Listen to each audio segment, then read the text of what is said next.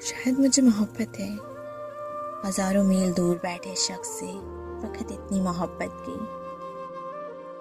जब उसके नाम की नोटिफिकेशन स्क्रीन पर आती है तो होंठ खुद ब खुद मुस्कुराते हैं, आँखों में जुगनू उतर आते हैं।